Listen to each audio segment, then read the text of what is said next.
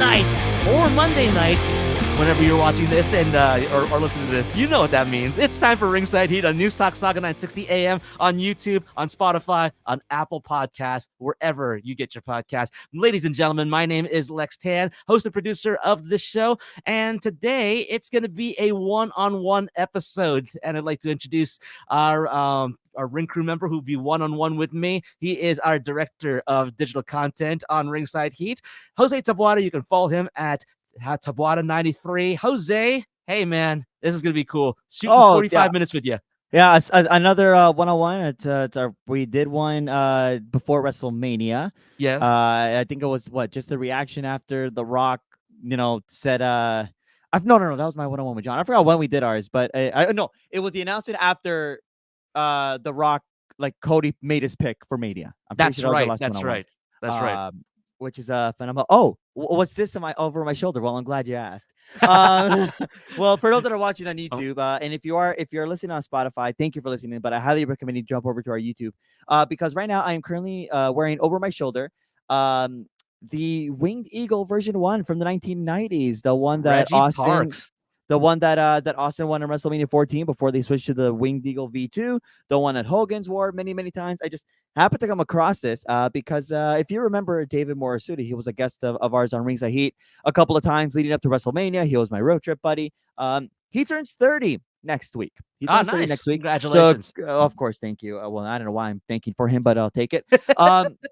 A group of us got together and we pitched in to get this belt. We found a really good price on it. And I'm gonna go, if you don't mind me, Lex, I'm gonna go. Nope, that's not. Let's focus on me. There you go. So yeah, you can still hear Lex, but yeah, there's the Winged Eagle. Like, ow! I just hit myself in the face, and that's upside down. Beautiful. It's That's even more beautiful right side up.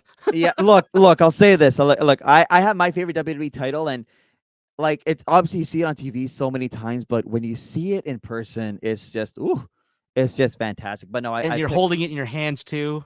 Yeah, it's heavy as heck, and the reason why I'm showing this is because by the time that this YouTube episode airs, on YouTube, Dave will have it in his hands. Mm-hmm. So I'm gonna hold on to this like a baby until I have to give it to him, which it'll be very sad to depart. But consider how often I go over to his house, I'm just gonna snatch it anyways and wear it. So it's a win-win. But yeah, so basically, you're feeling like Bret Hart, Yokozuna, and Hulk Hogan at the same time. Sure. That's the combo I wanted to go with. Yeah, sure. No, I feel like Big Daddy Cool Diesel. Big and okay. tall. He's wore this. Who's wore this title?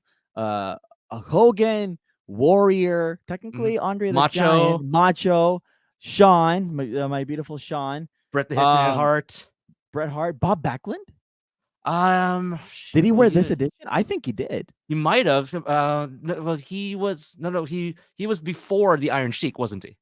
No. But I swear he had one more run as WWE champion. Yeah, he did in the 90s. Yeah, in the 90s with during WrestleMania 11.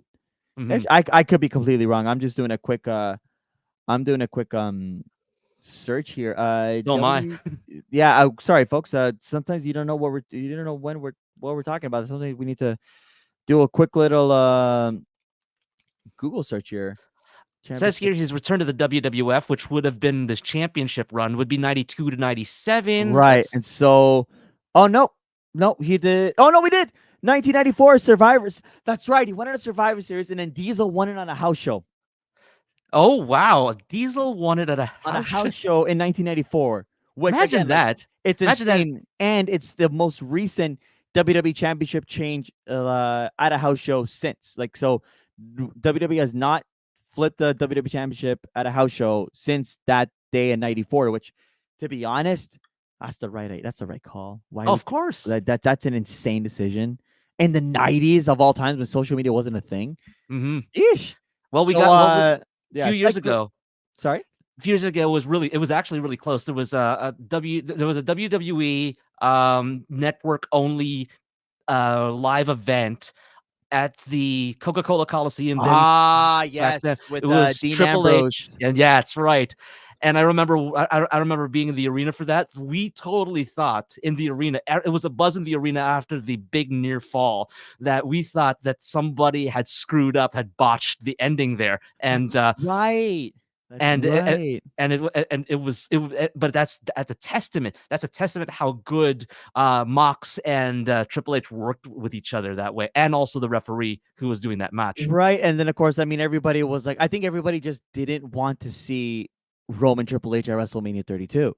That too, And thought yes. that maybe we were going to get the pivot that we wanted, but again, Roman has to take down the authority. That was the right call because you don't want to you obviously don't want Ambrose to lose the title right off the bat the next month, because WrestleMania 32 was a couple weeks away from that moment in March in Toronto. God, the history knowledge just comes back to me. So Psycho said Undertaker, and then Austin was the last one, and then they flipped to the beautiful circle, the one that you have. You have a Winged Eagle V2. I know you have one of those. So this is fun to wear.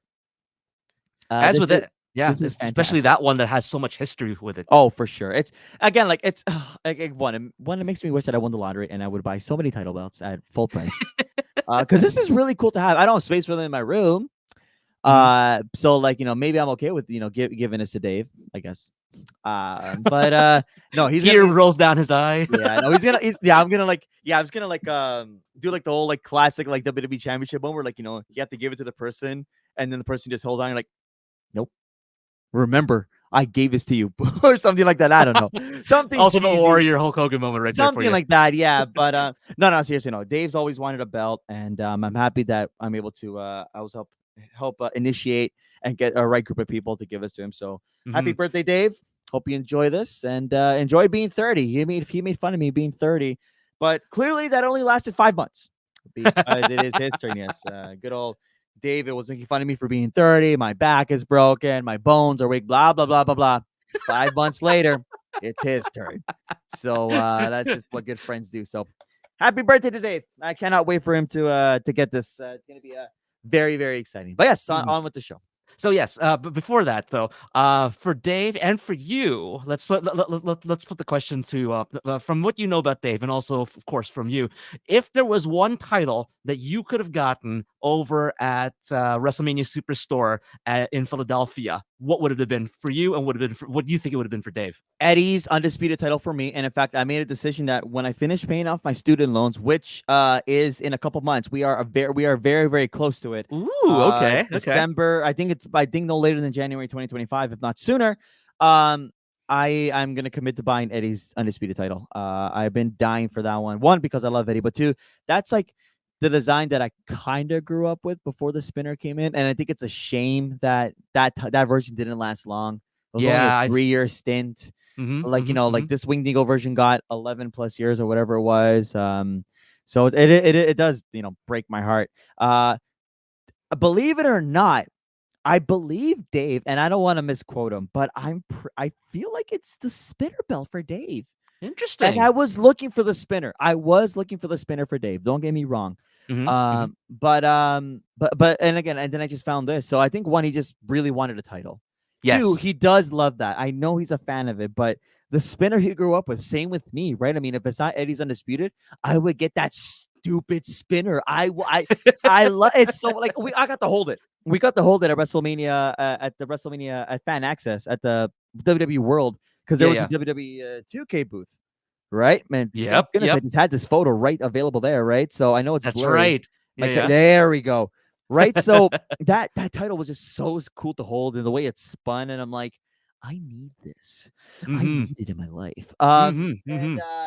But yeah, no, but Dave held on to it after, and he was a huge fan of it, and so I think Dave would get it. I think if he had the opportunity, he would get it. I will tell you though, Chico's cousin Arvi, who we stayed with over in New Jersey, and only spends money on belts. Yes, I'm aware.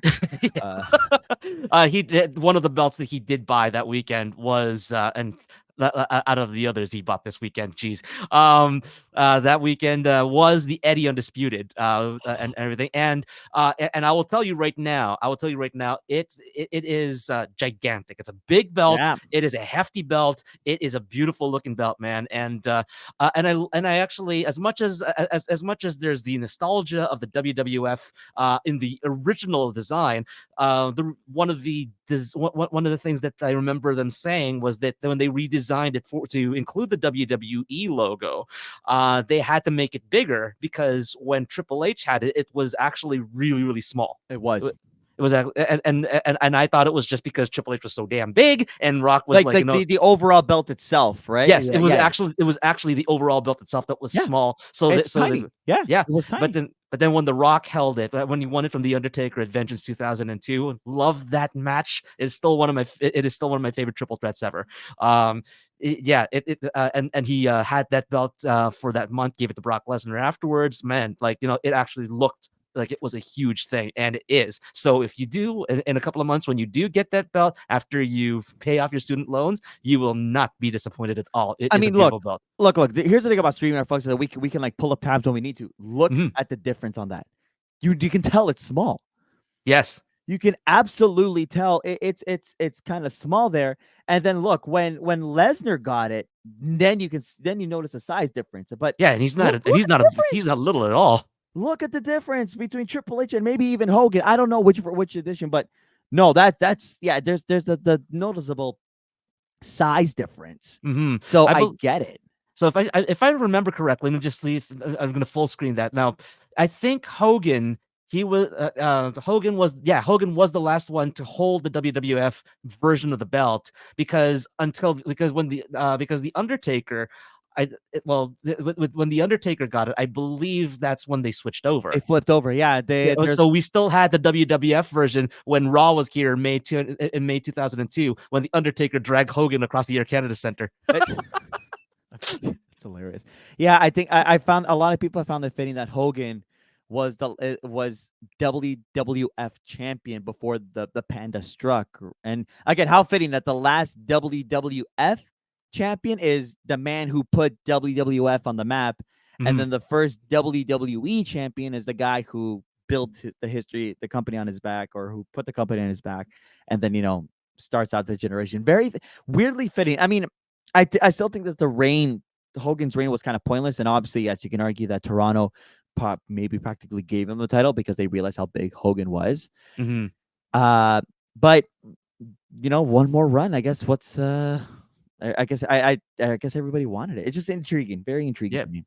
And we also had the final televised match between Hulk Hogan and Ric Flair for the Undisputed Championship here in Toronto on that Raw, because it was Ric Flair was the part or was the owner of Raw at the time. Yes.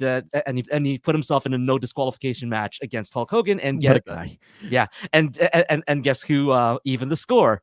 Stone Cold Steve Austin.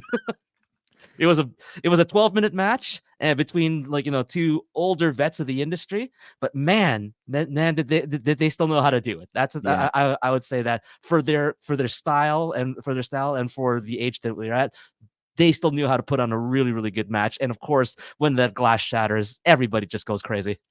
Yeah, but at the end of the day, this is the reason why I want that title. It's just no doubt phenomenal, and Eddie's Eddie. Eddie is Eddie. I will always miss him. I miss him dearly. I wouldn't get his customized one because I think it's just so expensive, but still, I mean, look, this is the perfect example of how small that original version was of the Undisputed title. But anyways, we're just rambling on here at Ringside Heat. But it's exciting. So moral of the story is spend your money. Spend your money. And RV must have oil somewhere. I don't know, but I saw his collection, and RV, I know you listen and watch the show. God bless, man. If you ever want to, share some of the money or give me something, holla. I'm a nice guy. I know we only met a couple times, but I'm a nice guy.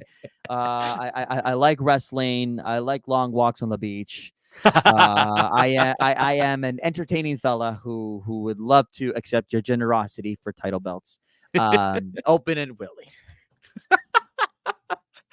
Oh If Chico boy. was here, he'd be like, well, one, Chico would interrupt me, and two, Oh, I'm Chico would sure he probably would. ramble on and say, no, I got to get belts, but Chico has his own belts, so like, I have 2 titles, but not like a properly weighted belts. There is a difference, folks. Commemorative and replica. Oof, Oh yeah. see Oh why yeah. I now understand why I want replicas over commemoratives. Their commemoratives are nice, but there's a different feeling to it when you have a replica. So yeah. And as you mentioned as well, I have my own Winged Eagle. Sorry, not Winged Eagle, Big Eagle version 2, as well with with my with the WCW Championship, the official replica from WWE. It actually, I'm like, okay, you know what? This feels real good to have these two. It's not like and it's not like I'm living vicariously through it. It's just that was like, Chris Jericho was, I always thought it was so cool that Jericho brought 2 belts to the ring, and when Roman brought 2 belts to the ring, that reminded me of what Chris Jericho did from in 2001. And some people don't like the championship run that he had, and like, I get why, but he was still so highly entertaining as Chris Jericho, because he's Chris Jericho. Of course. Really quickly, because I know we got to throw it to a commercial break. Yes.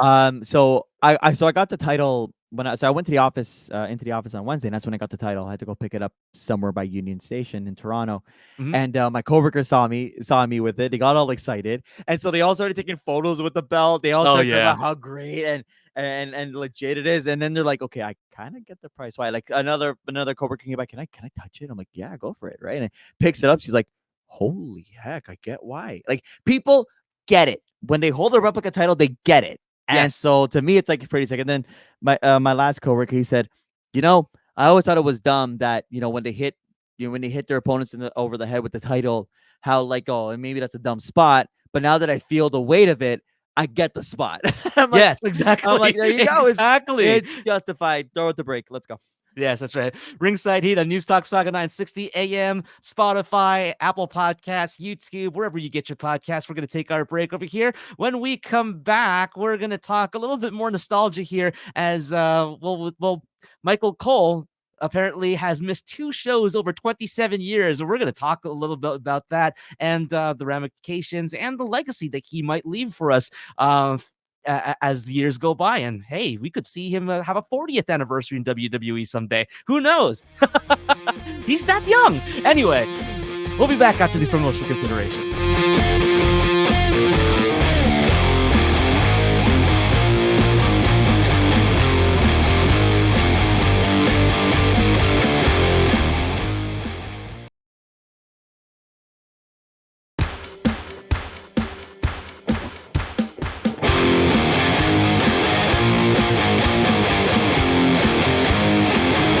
Welcome back to Ringside Heat on News Talk Saga 960 AM on YouTube, on Spotify, Apple Podcasts, iHeartRadio, and Google Podcasts. My name is Lex Tan. You can follow me at Lex Tan Media. Follow Ringside Heat at Ringside_Heat. And of course, if you like what we do, you love what we say, buy us a coffee, ko-fi.com/ringside_heat. Joined here today by the Director of Digital Operations, or sorry, I'm thinking of Santino Marella again. Director of Digital Content, Jose Taboada at Taboada93.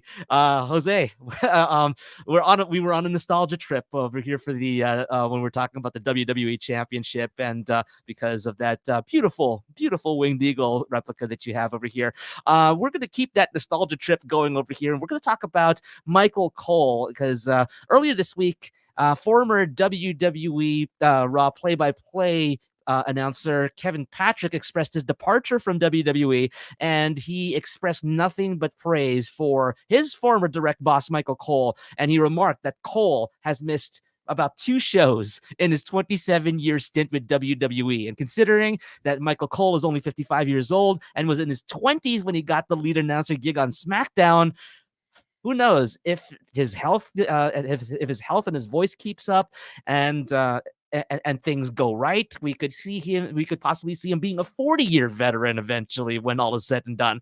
And I mean, and oddly enough, I mean, like, there's a lot of people from a certain vintage who would either say that maybe it would be Jesse the Body Ventura and the Gorilla Monsoon, or Gorilla Monsoon and Bobby Heenan. Of course, there are people who grew up in the Attitude Era with JR and the King. But for you and I, we became fans around the same time, around 2002-ish, right? Yep, 2001. Yep. Yeah, 2001, 2002-ish. And for the bulk of our wrestling fandom, it's been Michael Cole as the voice of professional wrestling. I mean, he's called some of the greatest matches of all time. I mean, including Eddie Guerrero's WWE Championship win over Brock Lesnar, and it still makes me tear up to this day. Daniel Bryan, WrestleMania 30, Cody versus Roman at WrestleMania 40, and oddly enough, Mankind winning the WWE Championship over Corporate Rock on the day of the Finger Poke of Doom in WCW. Yeah, I mean, it's hard because when we became fans, JR and King still had another 5 or 6 years on them. Oh yeah, right? Like so it's not like we didn't miss the JR and King tandem in their prime per se. We yes, they became predominant in the late 90s, but we still cut them in the middle of the run. So so it's hard to say that Michael Cole is the voice of WWE, because while we had while we're seeing everything go down on SmackDown, right? We still have those insane legendary JR calls. Yes, so, we did. Yes. So I'm not entirely too worried that we missed the quote unquote miss out on JR and King, because I don't think we did. That said, no, it's insane what Michael Cole has done, and I've always been a Cole fan. I always have, and I know that I can sit here and say that the 2010, 2011 Michael Cole wasn't the craziest. I can sit here and say that. I don't. I know that it's definitely like a kind of a quote unquote low point. I think because I know he had I think that's when McMahon really yelled in his ear and everything, and then the forced heel run as well, and it's not the best for me. But I think after that, I think he probably shined on his own. Obviously, how Michael Cole handled King's heart attack on Raw in Montreal in 2012. I think that was also a really big sign of showing how good Michael Cole can be and how professional he is, and how a lot of people, I think, I hate that it took such a drastic and serious event for people to acknowledge it. I believe that was his I believe that was the turning point with the fans itself, like with the fandom. Turning point with the fandom, the turning point for the heel run to end, because how do you stay heel after that? How could you honestly continue to be a heel when you're covering and have to call one of your closest colleagues, in a life-threatening situation? So, but and then of course he's really shined on his own in recent years with Triple H taking over, and having Pat McAfee definitely brings out the best in him as well. And I thought Taz brought out the best of him as well. Corey Graves as well. Corey Graves, yes, I don't want to ignore that. So, yes, I do think that Michael Cole has really come on his own, and I really think that he has, at the end of the day, stepped up as the voice of WWE, which it's tough because JR is so impactful with his voice and with his calls, that while Michael Cole, I think, is nearly there, I feel like there will be fans, and I think understandably so, that they can never put Cole over JR. And again, I get it, because JR is on a whole other level that Michael Cole can get close to. I don't know if he ever will, which is not a bad thing, because Cole is his own person. Oh yeah, it's and apples and oranges in this situation. Yeah, what he does with his calls, but I can see why fans never want to let go of JR as the voice of WWE, but Cole, I think, is deserving of it. And we spoke about this before the break, or during our break, and with can Michael Cole hit 40? He is seriously, he's 55 right now, right? I believe. Yeah. It's 27 years in WWE. It would be 2037 for the quote unquote 40th anniversary with WWE, I think so, or technically 2039, since as a play-by-play guy. Yes. And he would be 68, 70. So it's a matter of can he get there, or does he want to get there? Because he was hinting retirement even recently. So I don't know. I don't know if he goes that far. Well, I mean, I mean, yes, hinting at retirement, and especially at the age of 55. I mean, like the fact that he can have Freedom 55, if for those people who remember that old commercial and the lie that was, but the fact that he can actually have that and he's still in it because he just damn it, he loves professional wrestling. He loves it. Yeah, Yeah. and the fact that he's also worked with a guy like Corey Graves, and he's also worked with and working with Pat alongside Pat McAfee, who have basically rejuvenated. I see this rejuvenation in him, and it's not just because of Triple H taking over and letting him have his own space and everything. That's a big factor. Yeah.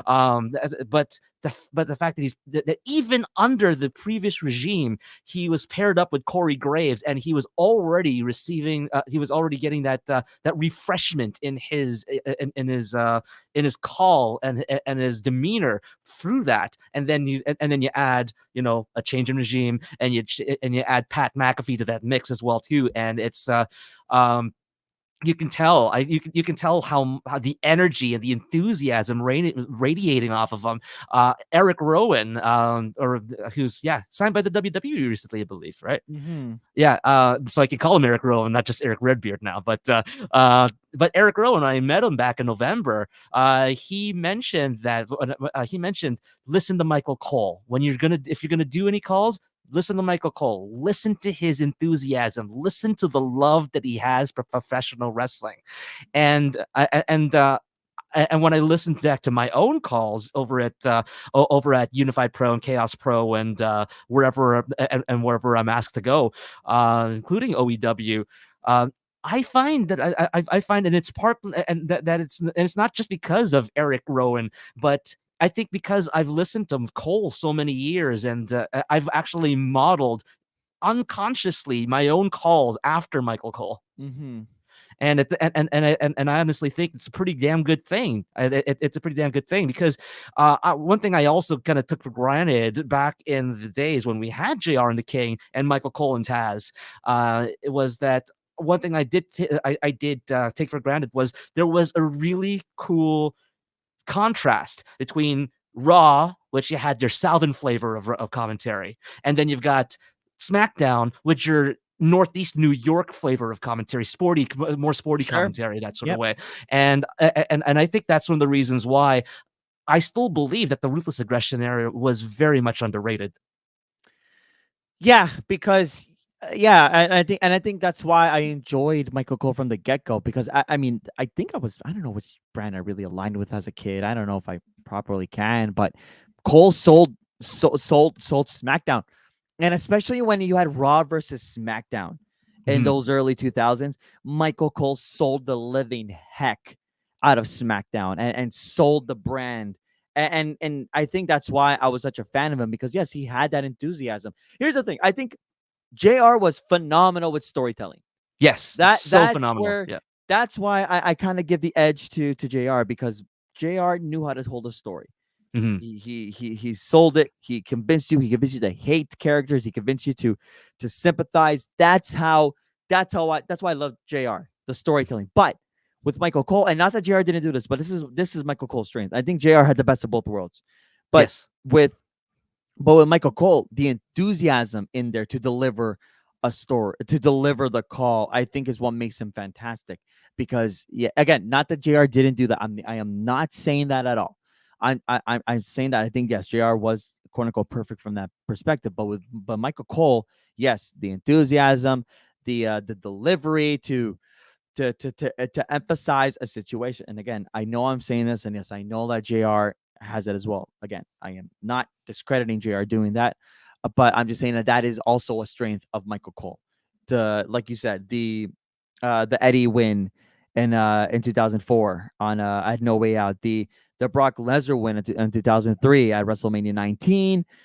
He sold that really well. Of course, then the later years, Daniel Bryan, et cetera, et cetera. So I think that's what makes Michael Cole. And I think that's why Michael Cole is a great example to study and to follow, because he has that enthusiasm there. And then the storytelling comes later, I think, comes naturally. I think that's where you have to study JR.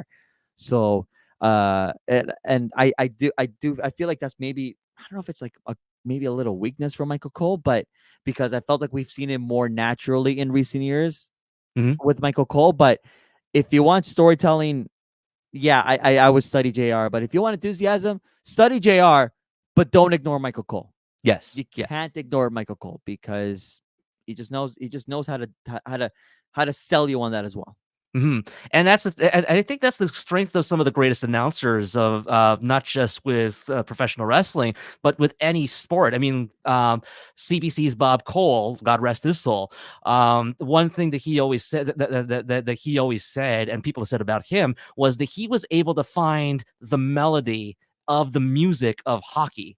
And something that Cole wanted to that Bob Cole, no relation, mentioned as well, when he would call when he would call hockey, he wanted to take that enthusiasm, that crowd, the feeling of the crowd, and give it to the viewer and give it to the person listening on the radio, listening on TV, and which made him stand out from the other hockey announcers. Yeah. I mean, like don't get me wrong, I still have a soft spot for Jim Houston from hockey when he was there, because I grew up with him in the NHL series, calling my games, calling me winning the Stanley Cup. I know it's apples and oranges. I know, but no, that's not where I was going. I said that's my just, reaction when I hear Jim Houston. He's good, but but yeah, exactly, that's a weird exactly. sound to hear on Spotify. I'm sorry. But but yeah, I mean, like, but then you also get but you also get, like, this. I mean, Dan Schulman. I still think that Dan Schulman is the greatest announcer that baseball's ever heard. Ever Absolutely, seen. and we're spoiled as Blue Jays fans. We are Yeah, spoiled. the fact that he wanted to come home and do this, and it was great. And he knows he knows the storytelling, he knows the enthusiasm of the moment, he knows when to go up, he knows when to go down, and there's just that skill that he has when it comes to just figuring out that rhythm and that pacing and that cadence of the game. And so and again, it's like, you hear that from a whole bunch of, like, a whole bunch of people who've gone before as well, and are still, and like Bob Uecker was one of them for baseball. Let's say I would say Marv Albert and Bob Costas for basketball.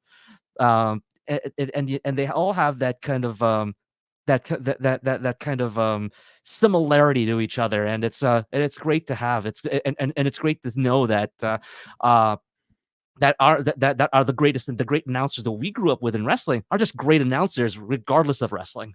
Yeah. By the way, Vince Scully is another baseball Oh, example. Vin. Vince Yo, Scully. Vin. How Yeah, dare you? yeah, yeah, yeah. But no, you're right. You're right. And again, it's wrestling is its own niche, and we again we have grown up with some incredible play-by-play guys at the end of the day. But yeah, like I said, I'll always have a soft spot for Cole. I know there are still people out there that can't stand Michael Cole, which I think is ridiculous in my opinion. I think so too. But I always thought that Cole, for the most part, excelled at what he did, and it's been a blessing to hear his voice and to have him call those big moments. So I'm all in on Michael Cole. I will always be all in on Michael Cole, and yeah, I think he's just great. He's just phenomenal at what he does, and I don't know how much longer we get Cole for. I don't know. I feel like Pat McAfee maybe has changed his mind about retirement. To be honest with you, something tells me that once Pat came back, Cole's like, wait a minute, hold on, to hold the phone here. Do I think he hits 40 years? I don't know, but I guess time will tell as the years go by, because at this rate, it's like and I think that's the tough part at just about any job, especially in broadcasting. What's the limit?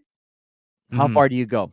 Right. And I mean, even JR still tries to find ways to, to get back out there for AEW. So it's a passion. It's a passion, and it's a tough one to let go. So, for now, I'm still going to sit back and enjoy the ride.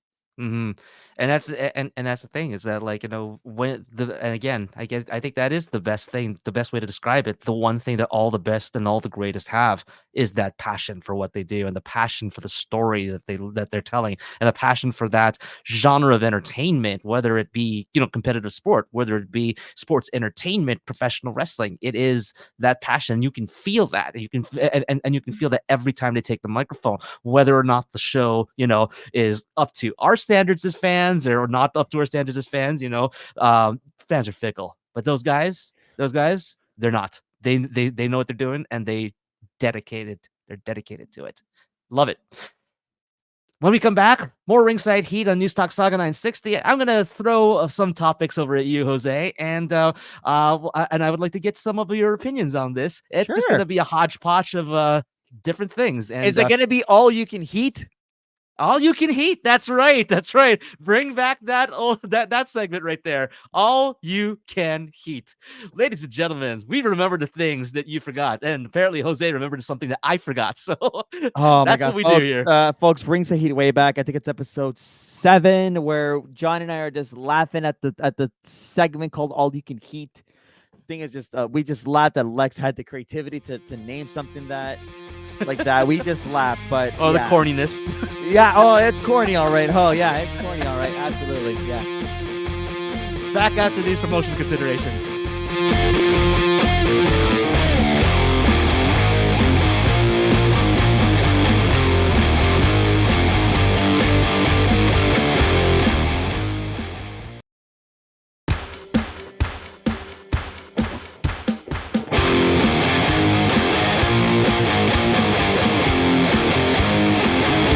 And welcome back to Ringside Heat on News Talk Saga 960 AM on YouTube, on Spotify, Apple Podcasts, Google Podcasts, and iHeartRadio. My name is Lex Tan. Follow me at Lex Tan Media. Follow the show at Ringside_Heat alongside Taboada at Taboada93. That's his handle. Jose Taboada, our director of digital content.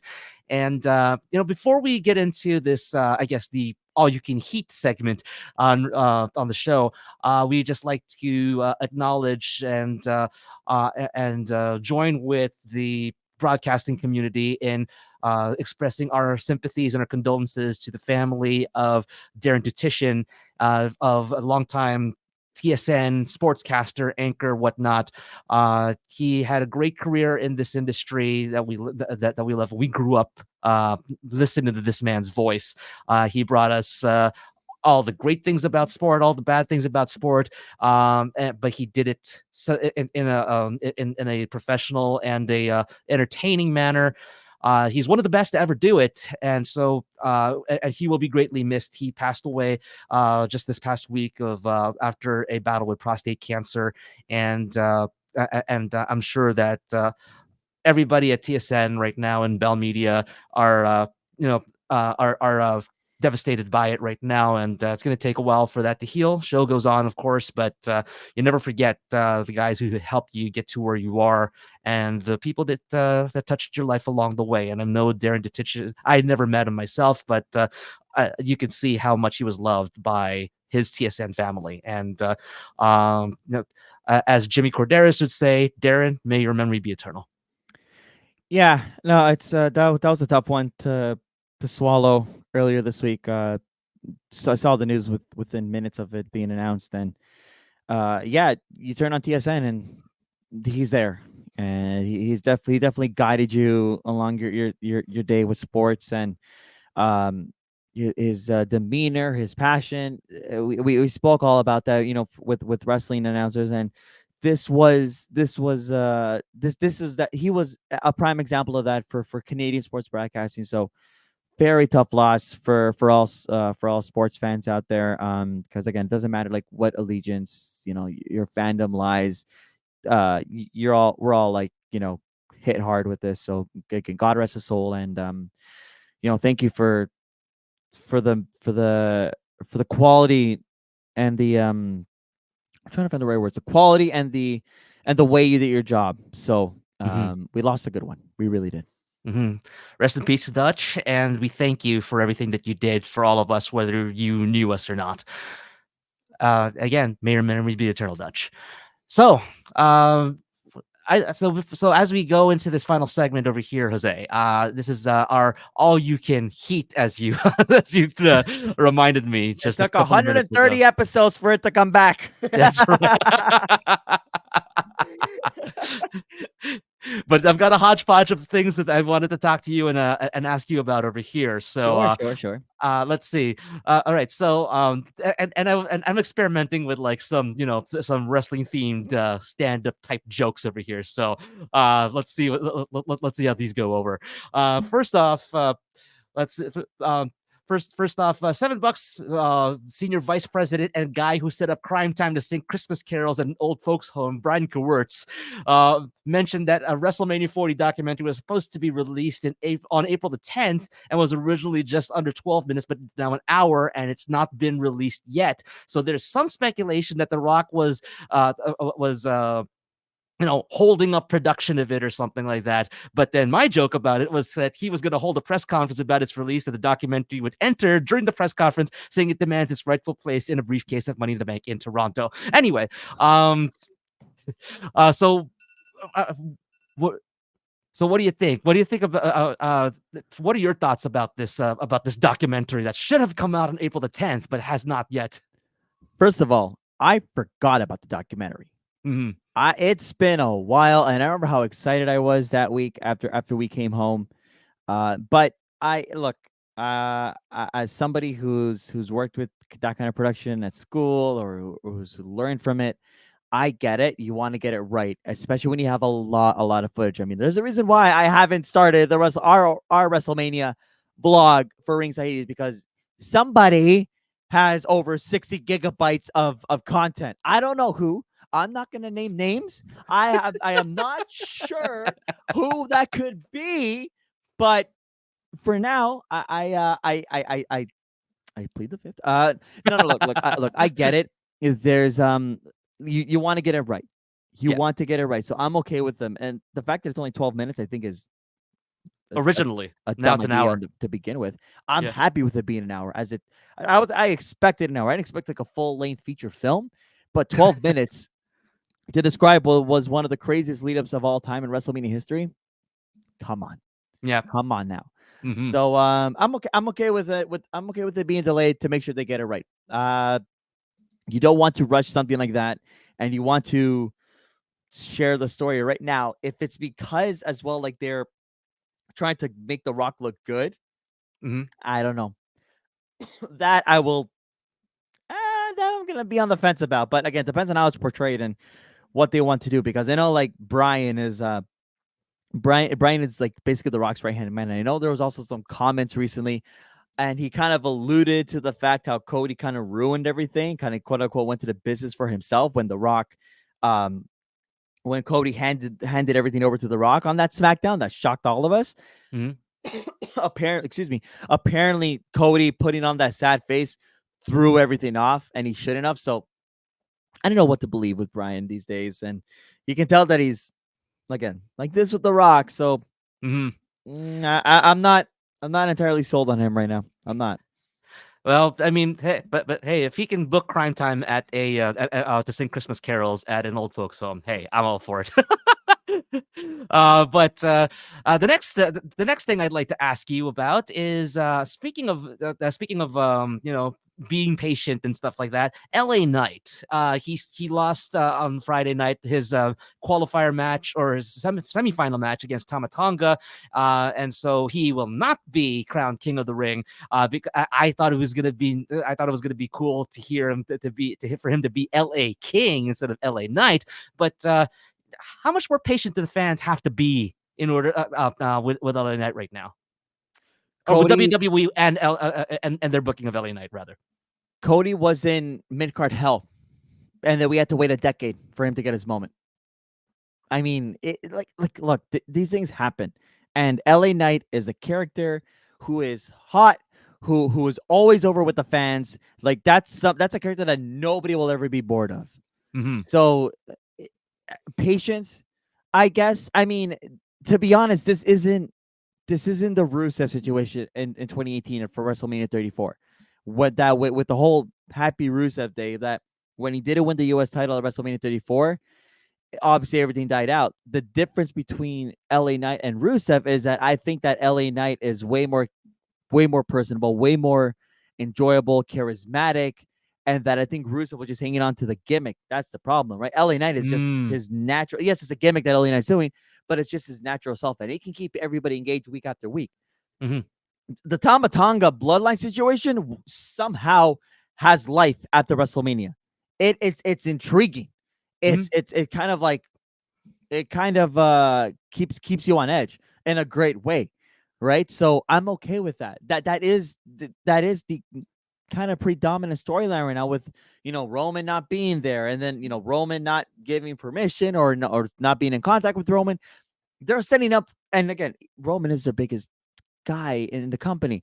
That pop when Roman comes back, they're setting up for one of the best pops that we're gonna hear of all time. Yep. When it's gonna happen, I don't know, but I'm okay with that. And that should be the route to go. LA Knight is gonna get his moment. It's not like LA Knight is not that character that when he don't strike, it dies. He is not that guy. And plus, at the end of the day, it's funny. I swear they heard everybody complaining. LA Knight had that little backstage segment with Logan Paul, the stare down. That's right. Come on. Like, it just makes me laugh that people are very quick to judge and assume and have no patience. They're very quick to say, well, this is over, right? I think Carmelo Hayes lost to Randy Orton. Congratulations. I guess now Carmelo Hayes is buried too. Like, it doesn't make sense to me. We have very, very very fickle. I guess fickle is the word, but we have impatient fans.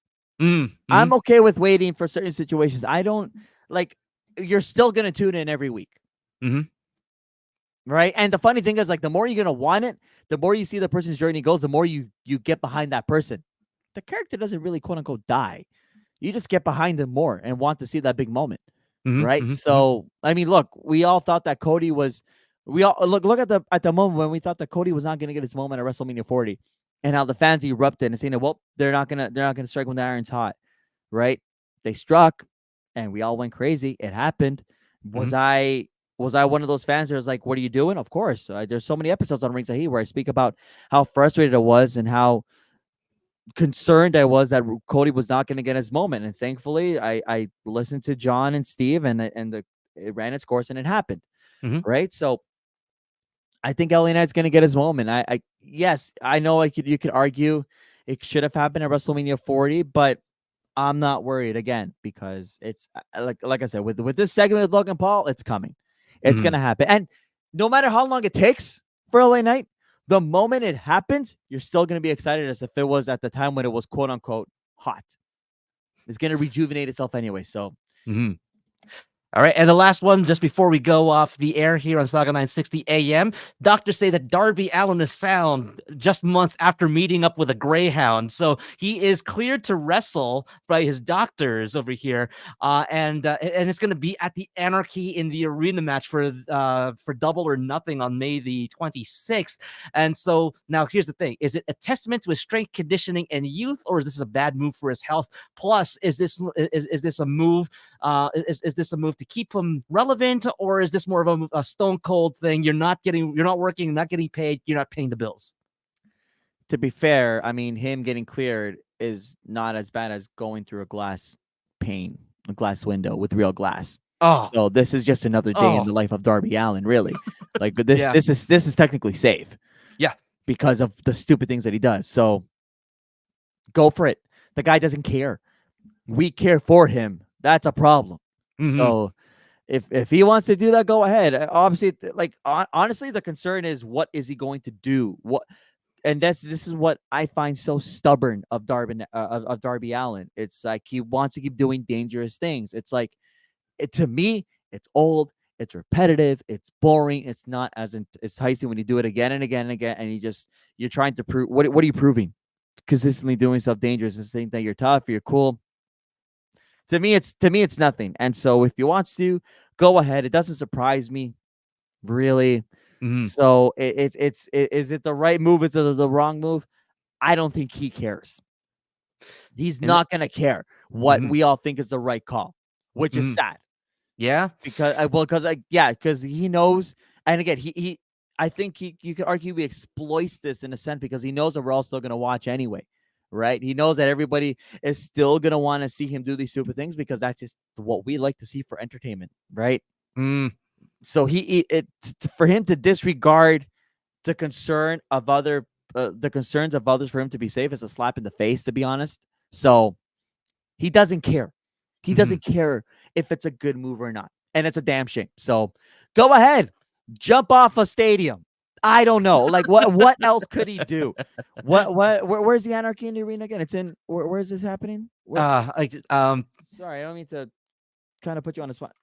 Like where is it? Double or oh no, okay, Double or Nothing is I just got the gambling term of it. Yeah. Where oh there AW Double or Nothing. When's the next one? 2024? the MGM Grand in Las Vegas. Okay, go jump off like the MGM Grand itself. Go jump off one of the statues outside on the strip. I don't know. Go run yourself over with the Formula One car. I beats me. Like he doesn't care. So why should I care? Really? Interesting. He can do whatever he wants. Yep. Ringside Heat on Newstalk Sauga 960 AM, YouTube, Google Podcast, Spotify, iHeartRadio, Apple Podcasts, and Spreaker. That's it for us on Sauga 960 AM. And we thank you for listening. We thank you for keeping up with wrestling with us. And we want you to tune back in next week. Follow Jose at Taboada 93. Follow me at Lex Tan Media. Follow the show at Ringside_Heat. Ringside Heat. We remember the things we probably forgot.